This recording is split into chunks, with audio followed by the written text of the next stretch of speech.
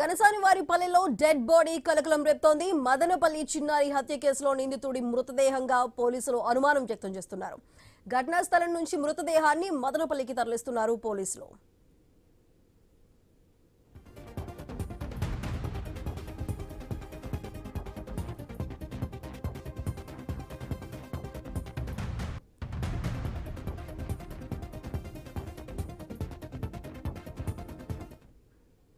కనసానివారిపల్లెలో dead body కలకలం రేపుతోంది. మదనపల్లి చిన్నారి హత్య కేసులో నిందితుడి మృతదేహంగా అయితే పోలీసులు అనుమానం వ్యక్తం చేస్తున్నారు. ఘటనా స్థలం నుంచి మృతదేహాన్ని మదనపల్లికి తరలిస్తున్నారు పోలీసులు. అయితే ఈ డెడ్ బాడీకి సంబంధించి మరింత సమాచారాన్ని మా ప్రతినిధి గోపి అందిస్తారు.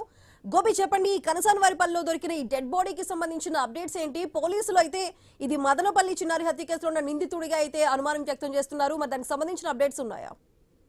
మొత్తం మీద అంటే నిన్నటి నుంచి కూడా నిన్న మదనపల్లి సమీపంలో అంటే 7 సంవత్సరాల బాలిక పైన అత్యాచారం చేసి దాని తర్వాత హత్య చేసి ఇంట్లోనే దాచిపెట్టుకున్నటువంటి నిందితుని బహిరంగంగా ఉరి తీయాలి, బహిరంగంగా అతని పైన కఠిన చర్యలు తీసుకోవాలంటూ కూడా దాదాపుగా 10 గ్రామాల ప్రజలు రోడ్లపైకి వచ్చి పెద్ద ఎత్తున నిరసన వ్యక్తం చేశారు. అందరూ కూడా కంటతడి నీళ్లు పెట్టుకుంటూ వాళ్ళ ఇంట్లో బిడ్డను పోగొట్టుకున్న విధంగా వాళ్ళందరూ కూడా తీవ్ర ఆవేదన వ్యక్తం చేయడం జరిగింది.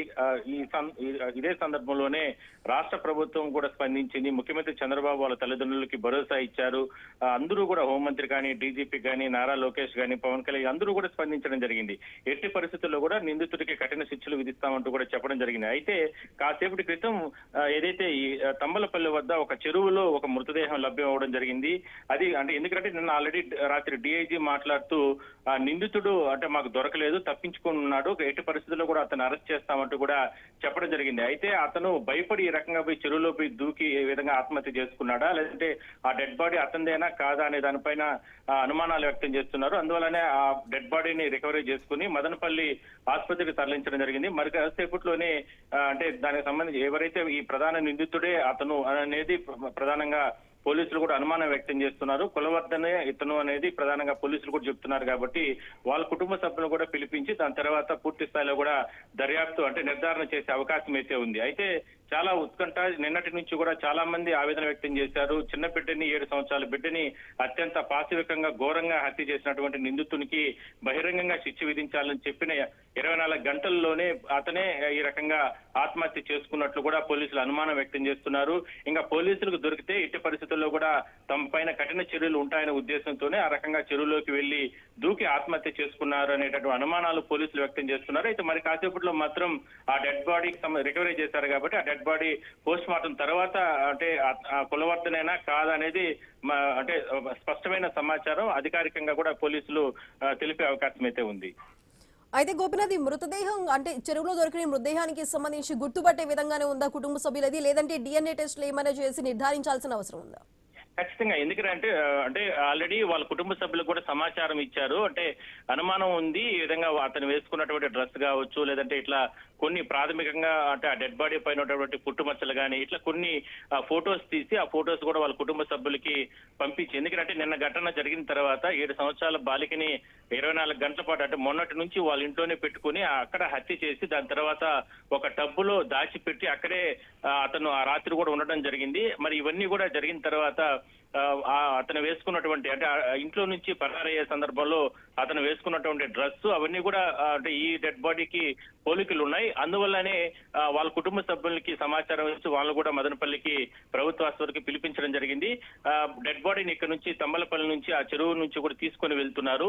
ఇక్కడ నుంచి తీసుకొని వెళ్ళిన తర్వాత అక్కడ వాళ్ళ కుటుంబ సభ్యులకు కూడా చూపించిన తర్వాత ఆ ఫోటోస్ అన్నింటినీ కూడా నిర్ధారణ అయిన తర్వాత వాళ్ళు నిర్ధారణ చేస్తే దాని తర్వాత ఈ రకంగా పోస్ట్ మార్టం తర్వాత వాళ్ళకి బాడీని అప్పగించే అవకాశం అయితే ఉంది. దాని తర్వాత ఎవరైతే అంటే ఈ నిందితుడికి సంబంధించి బహిరంగంగా ఇప్పటికే అంటే సంబరాలు వాళ్ళ కుటుంబ సభ్యులు చాలా ఆనందం వ్యక్తం చేస్తున్నారు. నిజంగా అతనే ఆ రకంగా చనిపోయి ఉంటే గాన మాకు కడుపు కోత మాకు భగవంతుడు మాకు న్యాయం చేసిన వాళ్ళు అవుతారంటూ కూడా వాళ్ళు చాలా ఆనందం వ్యక్తం చేస్తున్నారు. కానీ ఇది ప్రభుత్వ పరంగా నిర్ధారణ అవ్వాల్సిన అవసరం ఉంది కాబట్టి మరి కాసేపట్లో డిఐజీ అధికారులు కావచ్చు, ఎస్పీ, కలెక్టర్ వీళ్ళందరూ కూడా ఘటనా స్థలానికి వెళ్లే అవకాశం అయితే ఉంది.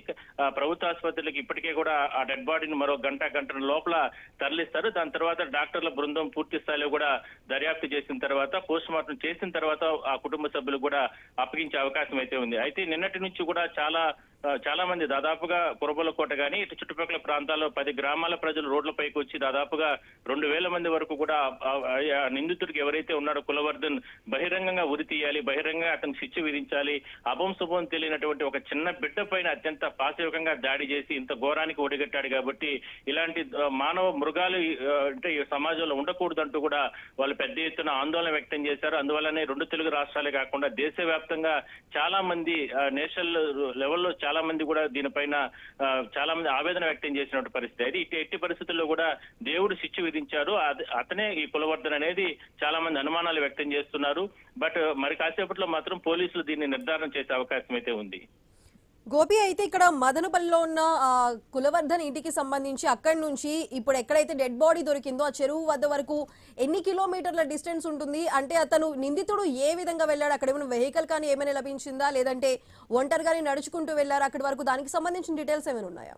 అంటే ఖచ్చితంగా అంటే నిన్న జరిగిన తర్వాత అంటే ఆ బిడ్డ మిస్సింగ్ అయ్యి మొన్న అంటే సోమవారం రోజు జరిగింది. ఆ బిడ్డ ఇంటి ముందు ఆడుకుంటున్న సందర్భంలో ఒకసారి అక్కడ నుంచి కూడా తెలియకుండా ఎదురు ఇల్లే కాబట్టి తెలియకుండా వాళ్ళ ఇంటి వద్దకు వెళ్ళడం. దాని తర్వాత అతను ఆ అమ్మాయిని అపహరించి ఇంట్లోకి తీసుకెళ్లి ఈ రకంగా అఘాయిత్యం చేసి దాని తర్వాత హత్య చేసి ఆ ఇంట్లోనే నిన్న ఉదయం వరకు ఉన్న తర్వాత నిన్న పోలీసులు అనుమానం వచ్చి, ఎందుకంటే పోలీసులు అక్కడికి చేరుకున్న తర్వాత గ్రామంలో కావచ్చు కుటుంబ సభ్యులందరినీ కూడా విచారణ చేయడం జరిగింది. ఈ ఊర్లో ఎవరైనా సరే అంటే మహిళల పట్ల కానీ చిన్నపిల్లల పట్ల కానీ అంటే ఈ రకంగా మిస్బిహేవ్ చేసే వ్యక్తులు ఎవరైనా ఉన్నారా అని చెప్పడం. దాని తర్వాత పోలీసులు ఇతని పైన అనుమానం వ్యక్తం చేయడం. ఇతను ఆ సందర్భంలోనే లాక్ చేసుకుని ఇంటి నుంచి కూడా బయటకు పరుగులు వెళ్లే సందర్భంలోనే అంటే గుర్తించారు. అయితే అక్కడి నుంచి కూడా పారిపోయినటువంటి కులవర్ధన్ దాని తర్వాత అంటే అడవి ప్రాంతాల్లో ఇట్లా పొలాల ఘటన ఇట్లంతా కూడా వెళ్లి నేరుగా ఈ రకంగా నిన్న సాయంత్రం వరకు ఆ ప్రాంతంలోనే తిరుగుతూ కూడా రాత్రి అర్ధరాత్రి ఈ రకంగా అంటే చెరువులోకి దూకి ఎట్టి పరిస్థితుల్లో కూడా పోలీసులు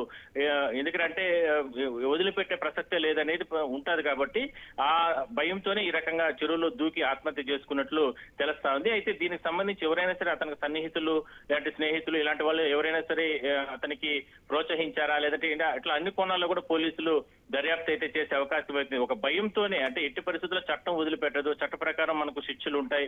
అదే కాకుండా ఆ ఘటన జరిగిన తర్వాత అతను బయట వెళ్తూ ఒక వీడియో కూడా అంటే కొందరితో కూడా వాళ్ళ సన్నిహితులతో మాట్లాడడం జరిగింది. మహా అంటే 2-3 నెలల పాటు నేను జైల్లో ఉంటాను, జైల్లో నుంచి రిటర్న్ వచ్చిన తర్వాత తన పైన ఊర్లో గ్రామంలో ఎవరైతే పెద్దలు తన పైన ఈ కేసులు పెడుతున్నారో వాళ్ళని కూడా వదిలిపెట్టడం అంటే కూడా అట్లా సవాల్ విస్తున్న నేపథ్యంలో వీటన్నిటిని కూడా చట్ట ప్రకారం పోలీసులు శిక్షిస్తారనే ఉద్దేశంతోనే ఆ భయంతో ఈ రకంగా చెరువులో దూకి ఆత్మహత్య చేసుకున్నట్లు పోలీసులు అనుమానం వ్యక్తం చేస్తున్నారు.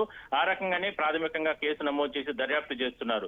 అయితే తల్లిదండ్రులకు మాత్రం ఆ తల్లిదండ్రులు కానీ గ్రామంలో కానీ వాళ్ళందరూ కూడా చెప్తుంది ఒకటి, బహిరంగ ఉరి తీయాలి, బహిరంగ అతను శిక్షించాలని 24 గంటలు వాళ్ళ ఆవేదన వ్యక్తం చేయడం జరిగింది. నిన్న సాయంత్రం వరకు కూడా ఏపీ ప్రభుత్వాన్ని ఏపీలో ఉన్నటువంటి ప్రజలందరినీ కూడా పెద్ద ఎత్తున ఈ కంటతడి పెట్టించేటువంటి ఈ ఘటనకు సంబంధించి అందరూ కూడా కులవర్ధనే కానీ అయితే బాగుంటుందనే అభిప్రాయం మాత్రం వాళ్ళు చాలా మంది వ్యక్తం చేస్తున్నారు. కానీ అది చట్ట ప్రకారం మరి కాసేపట్లో అది కులవర్ధన కాదా లేదంటే ఎవరు ఏందనేది మాత్రం పోలీసులు నిర్ధారణ చేసి అంటే రిపోర్టు తర్వాత ప్రాథమిక రిపోర్ట్ తర్వాత అంటే డాక్టర్లు బృందం ఇచ్చేటటువంటి రిపోర్ట్స్ తర్వాత చెప్పే అవకాశం అయితే ఉంది. గోపి, అయితే ఈ నిందితుడికి సంబంధించి ఏదైతే జరిగిందో మదనపల్లిలో చిన్నారి హత్యకి సంబంధించి ఆ చిన్నారికి సంబంధించి ముందు నుంచే పరిచయాలు ఏమైనా ఉన్నాయా? అంటే ఏ విధంగా జరిగింది?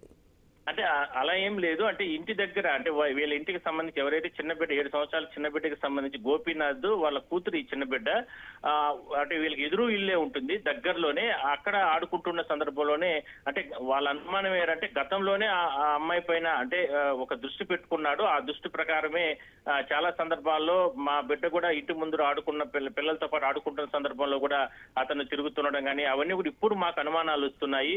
మేము సరేలే ఎదురుగా ఉన్న వ్యక్తే కదా అనే ఉద్దేశంతో మేము ఎక్కడ కూడా అంటే చిన్న బిడ్డలు కదా అనే ఉద్దేశంతో మేము అక్కడ చేయలేదు. కానీ ఈ వ్యక్తి ఇంత ఘోరానికి పాల్పడతారని చెప్పి మేము ఆలోచించలేదు. కానీ టార్గెట్ చేసుకుని తమ బిడ్డని ఈ రకంగా అఘాయిత్యానికి గురి చేశారంటూ కూడా వాళ్ళు ఆవేదన వ్యక్తం చేయడం జరిగింది. ఆ రకంగానే పోలీసులు కూడా ఫిర్యాదు చేయడం జరిగింది. అయితే గతంలో ఆ ఊర్లో గ్రామంలో ఒంటరి మహిళలకు సంబంధించి పొలాల వద్దకు ఇట్లా వెళ్లే సందర్భంలో వాళ్ళపైన మిస్బిహేవ్ గా చేయడం లేదంటే ఇట్లా చులకనగా మాట్లాడడం ఇట్లా రకరకాలుగా చేశాడు కులవర్ధన్ అనేది ఆరోపణలు అయితే ఉన్నాయి. కొన్ని కేసులు కూడా అతని పైన ఉన్నాయి. ఇక మద్యం, గంజాయి ఇలాంటి వ్యవహారాల్లో అతను తలదూరుస్తారనేది కూడా ఆరోపణలోనే. దానిపైన సంబంధించి కూడా పోలీసులు గతంలోనే విచారణ చేయడం జరిగింది. ఇట్లా ఇల్లీగల్ యాక్టివిటీస్ లో ఎక్కువగా ఉంటున్నాడనేది ప్రధానంగా ఆ గ్రామంలో ఆరోపణలు. అందువల్లనే పోలీసులు కూడా 7 సంవత్సరాల బిడ్డ మిస్ అయిన వెంటనే పోలీసులు అతనిపైన దృష్టి పెట్టి అతన్ని అంటే ఆచూకీ కోసం గాలింపు చర్యలు చేస్తున్న సందర్భంలోనే అతను ఇంటికి బేగాలు వేసుకుని వెళ్ళిపోవడం జరిగింది. అందువల్లనే ఇంటికి తాళాలు పగలగొట్టి ఇంటి లోపల చూస్తే ఈ బిడ్డను చంపి ఆల్రెడీ ఒక దీంట్లో పెట్టి అంటే ఒక టబ్బులో పెట్టిన పరిస్థితి. అందువల్లనే దాని తర్వాత రికవరీ చేసుకున్నారు. నిన్నటి నుంచి కూడా వాళ్ళ కుటుంబ సభ్యులు వాళ్ళందరినీ ఓదార్చే ప్రయత్నం చేశారు. పోస్ట్ మార్టం రాత్రి జరిగింది. అయితే ఈ సందర్భంలో నిందితుడి కోసం ప్రత్యేక బృందాలు 6 బృందాలను ఏర్పాటు చేశారు. డిఎస్పీ, ఎస్పీ వీళ్ళందరూ కూడా 6 బృందాల్లో మొత్తం 30-35 మంది ఉన్నారు. మొత్తం చుట్టుపక్కల గ్రామాలు, పల్లెలు ఇవంతా కూడా పెద్ద ఎత్తున పట్టణాలు ఇవన్నీ కూడా పెద్ద ఎత్తున జల్లుడు పడుతున్న సందర్భంలోనే కాసేపటి క్రితం ఒక చెరువులో ఈ రకంగా ఒక dead body, unknown dead body దొరకడం, అక్కడ ఉన్నటువంటి స్థానికులు, రైతులు వాళ్ళందరూ కూడా పోలీసులకు ఫిర్యాదు చేయడంతోనే వెంటనే అక్కడికి చేరుకున్నటువంటి ప్రత్యేక బృందాలు, పోలీసులు ఆ డెడ్ బాడీని రికవరీ చేయడం జరిగింది. వాళ్ళని ప్రస్తుతాన్ని అతన్ని ఎవరైతే ఆ డెడ్ బాడీ ఉందో దాన్ని పూర్తి స్థాయిలో కూడా మదనపల్లి ఆసుపత్రికి మరో గంట లోపల చేరుకుంటారు. అక్కడ నుంచి దాదాపుగా 2-3 గంటల సమయం పడుతుంది. ఇక్కడ చేరుకున్న తర్వాత డాక్టర్ల బృందంతో, ఎందుకంటే అక్కడ ఉన్నటువంటి ప్రాథమిక అంటే దీని ప్రకారం ఫోటోస్ అవన్నీ కూడా తీసుకొని కులవర్ధన కుటుంబ సభ్యులకి ఆ ఫోటోస్ అన్నింటినీ కూడా పంపడం జరిగింది. పుట్టుమచ్చలు కానీ లేదంటే అతను నిన్న ఇంట్లో నుంచి కూడా పారిపోతున్న సందర్భంలో వేసుకున్నటువంటి డ్రెస్ కానీ ఇవన్నీ కూడా వాళ్ళు నిర్ధారణ అంటే ప్రాథమికంగా మా వాళ్ళే అనేది వాళ్ళు నిర్ధారణ చేయడం జరిగింది. కాబట్టి ఆల్మోస్ట్ 90-99% అతనే అనేది ప్రాథమికంగా పోలీసులు కూడా రావడం జరిగింది. కానీ మొత్తం మీద డాక్టర్లు ఇచ్చేటువంటి రిపోర్ట్ ప్రకారం దానిపైన పూర్తి స్థాయిలో కూడా ఒక నిర్ధారణ వచ్చి మరి కాసేపట్లో మీడియా సమావేశం కూడా పెట్టే అవకాశం అయితే ఉంది. Right Gopinath, thank you.